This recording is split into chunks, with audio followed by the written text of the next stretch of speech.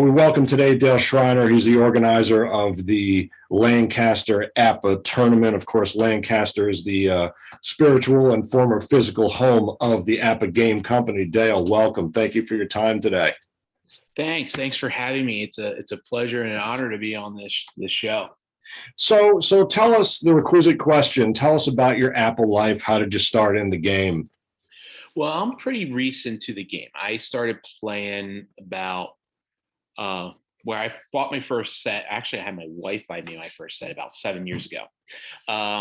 Approximately 10 years ago, where I was working at the time, I would share stories with my manager. I work in an office, and we were sharing stories about baseball. He grew up going to games in the 50s and the 60s, going to Connie Mack Stadium. He remembers saying he saw Warren Spahn's 301st win, and I always would say, growing up, I'm 40 years old, so I missed all that. But I remember growing up and reading, watching documentaries about these old stars. And I always wanted to, wish I could go back in time. And my manager said, "Hey, have you ever heard of APBA?" And I said, "No." So he told me about the game. He loaned me his boards and I'm a Phillies fan, and the 1980s team and the 2008 team. So I rolled a couple games with that, and it's just kind of like, it was one of those things. I gave the boards, gave everything back to him, but it was one of those things that kind of stayed in the back of my mind for a couple of years, until one year my wife was asking me what I wanted for my birthday, and I said, "Well, let's do this." And I emailed her, everything. So because I didn't, because I want to make sure she got me the right thing and not one of the other brands. But yeah, that's kind of like that's how I got started in the game. Interesting. Now, you mentioned your age, so you are one of the younger folks here in the group. You might have noticed. Yeah. That's awesome. And you kind of got into it during your working career, which is also kind of rare as well. A lot of folks have had to kind of give it up until retirement. So, and you're a teacher, correct? Yes, I am a teacher. Yeah. Awesome. So I'm just curious, speaking of the whole youth angle, the question is about the future of the game. You got into the game relatively later in life, but still youngish, that interesting sweet spot. I'm just curious, you teach children of what ages and what are their kind of gaming interests? What's your take on the future of board games among younger kids in the video age? Yeah. Well, I teach high school. So I get I teach mostly freshmen and seniors, so I get both ends of that spectrum there. But and the thing is, everybody, a lot of people think that digital is the way to go, but I have found that kids, like thinking about adolescents, late teens, they like playing board games too, and card games. I know that I teach economics. So one of the things I have done is use another board game, Settlers of Catan, to help teach supply and demand. And kids get into that. And I think since kids are so digitally and so plugged in, being able to unplug and play something, non-digital is good. But with that said, I do think that,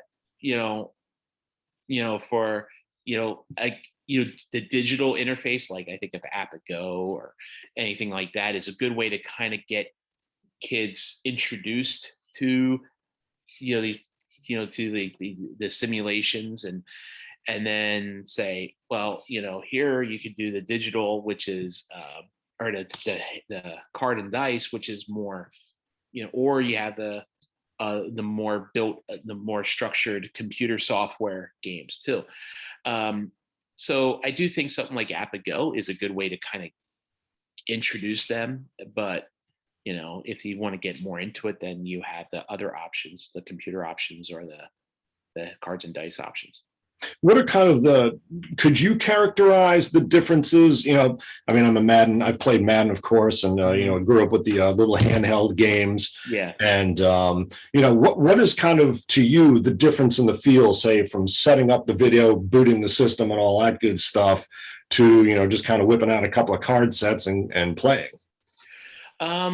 It comes down to I think it comes down to speed. It's like you know, we're as a society, we want everything instantly and everything, and sometimes we don't have much time. I know with me, having two daughters, both my wife and I both work, and the only we don't have much time to play, and if I need to scratch the itch, I'll log on APBA Go quick. So that's the thing is, so there's a lot of people like to do the more need something quick, it's just 15-20 minutes, they'll just do something quick, whereas if I have like a couple hours and I actually want to sit down and think through a little more and actually kind of get more of the authentic experience of playing and managing, then cards and dice is definitely the way to go for that. And so what are some of your, it's always, what are some of your favorite teams? You say Phillies fan, but what are some of your favorite eras? You mentioned Spawn and eras. I'm first off, growing up in the, really started following baseball in the 80s. So kind of like that late 80s, kind of taking me back to my childhood. And, everybody who plays APBA, they first think about their childhood. So initially like the late 80s. Other than that, I think about the 50s and 60s, thinking about Mantle, Clemente, Mays, Aaron, that golden age. It's just like it fascinates me. And then going back farther, one of the projects that I nibble at a little bit is replaying the Yankees and the Red Sox 1941 seasons. This, with DiMaggio and Williams, and seeing what will they do in this replay? How how much of a history can DiMaggio get? And Williams hit 400. But and then going back and back to 27. I had one tournament I did back in a couple of years ago, the Mason-Dixon tournament, where a guy had to leave early, so I took over managing his 1927 Yankees team. And I'm just like, look, and I heard, of course you hear stories about the 27 Yankees, but actually look at those cards and look at those statistics and seeing how that team plays out, it's unbelievable. And the guy, I followed his lineup. He had Ruth leading off and Gehrig second, APBA, getting guys on. And it's just, it was, just seeing those teams, those fabled teams, and seeing how they go. It's amazing. It gives you more appreciation for the game. Interesting. Right. Yeah, there's a lot of power in those cards when you start to, when it kind of pops out, it's like, oh, that's how that was. What is your kind of goal for, we talk about prepping always, how do you prep for a replay? What's your project? I'm just curious, what is your goal? Is your goal, really hardcore, I'm going to stick with the usage and try to get their numbers, or is it, I'm just going to let this play out as it plays out? Mostly I'm going to let it play out. Like, for example, when I started 1941 replay, and which I'm not too far in, I'm a couple weeks into it this season, but I was very disappointed to see that Williams really didn't get his first start to game 7 of the season. And then he didn't really start playing regularly till like game 13, 14, I think. But anyhow, so I was like, looking at this card, I'm seeing the 1941. I'm like, I want to get him in, but it's like I wait. Like with me, go with their starting lineups. But then again, if I see an opportunity for a double switch, I get Williams in there. So I do have give myself some leeway, but I do try to at least try to kind of stick with the way the way it was set up, the lineups were set, and kind of go from there. Awesome. So now let's get to your tournament. You are You're not in Lancaster proper, you're kind of in the area?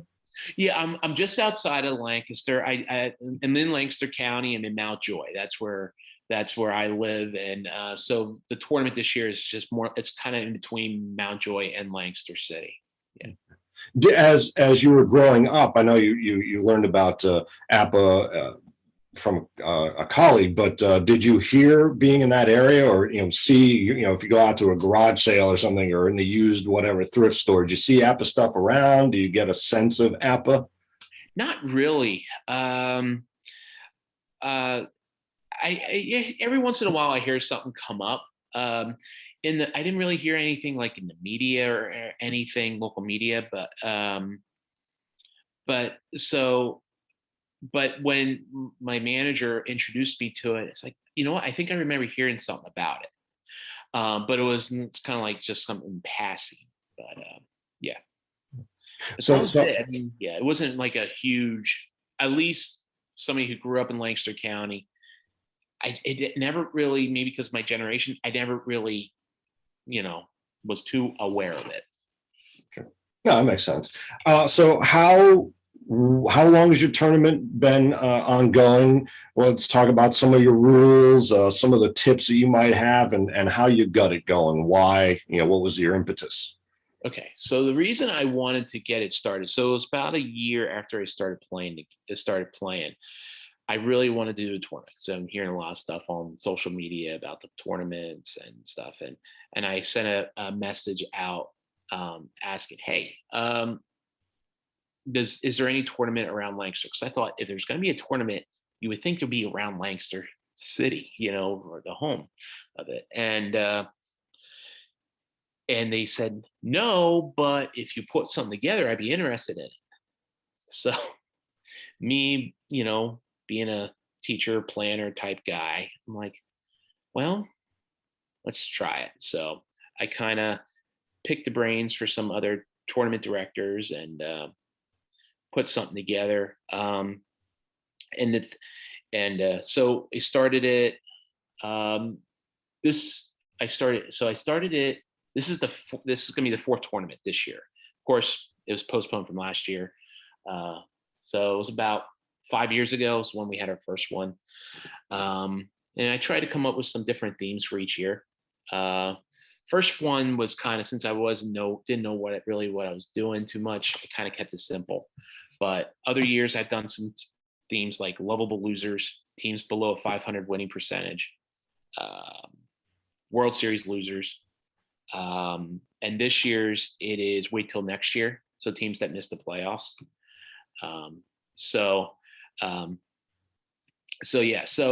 As far as rules, we have divisional play. Like this year, it's a smaller group. I think right now we have about 20 guys coming. We have divisional play. We have, and then we'll try to play about 10 games. And then the winners from each division will then go into a playoffs, and then it'll be a best of 3 series for the semis, and then for the championship series. The way it works at 20, the managers can bring 20 cards for their team. 3-man starting rotation. Let's see here. Let's see. Trying to think off the top of my head. Let's see. We do have the optional pitching downgrade and upgrade depending on earned runs. I do have a thing set in there for if relief pitchers, if they're graded relief pitcher, like if they're an A, they only can go 3 outs, B 6 outs, C and D 9 outs. Kind of keep a guy from throwing in an A reliever and riding them for a while.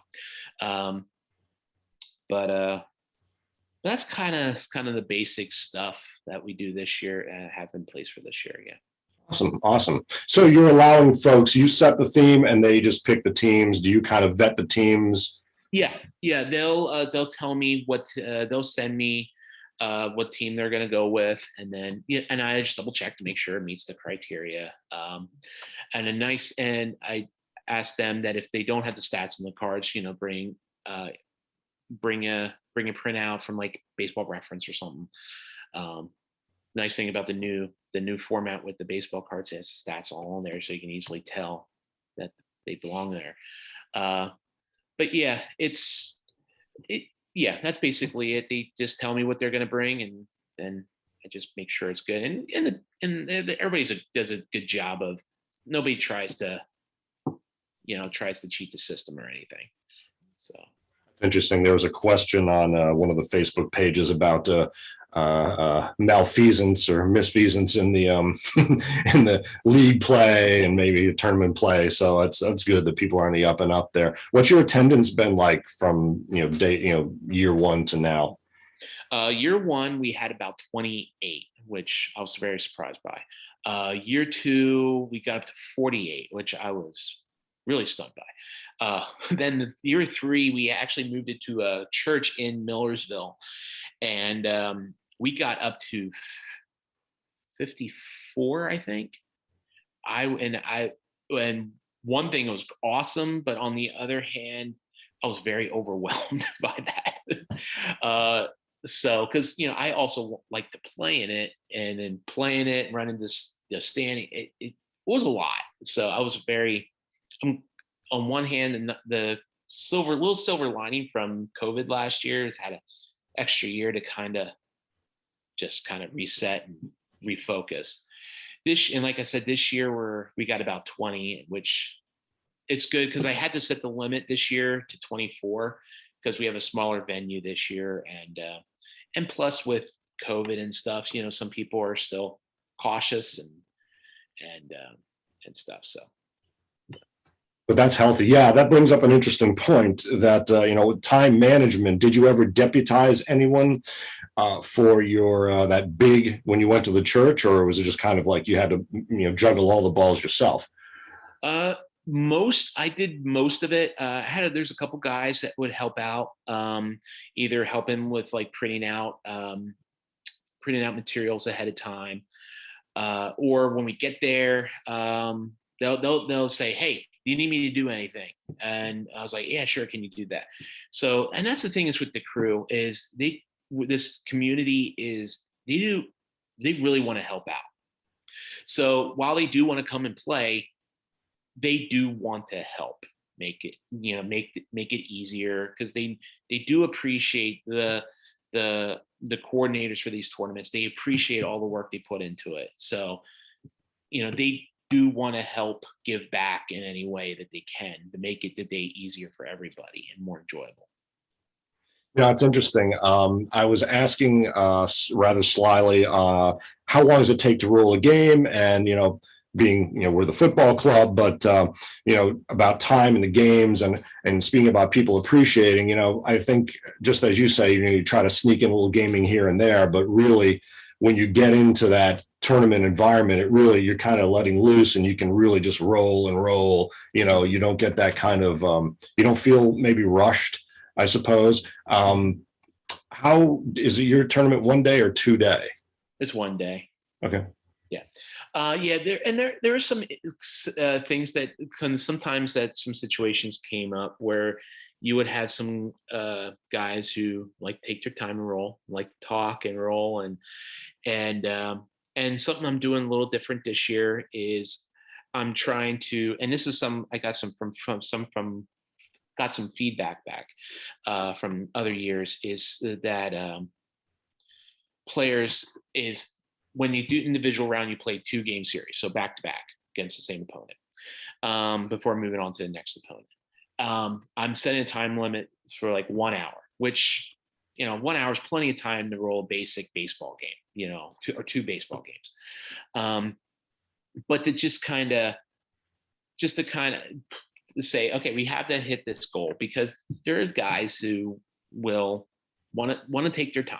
Now, I admit, I'm on the slower end because I haven't been playing the game for 30 years. I don't have the boards memorized, and I do like to keep some sort of score, not as meticulous as some guys, but I like to keep track of everything, so I can, if I want to go back and take the stats down, I can.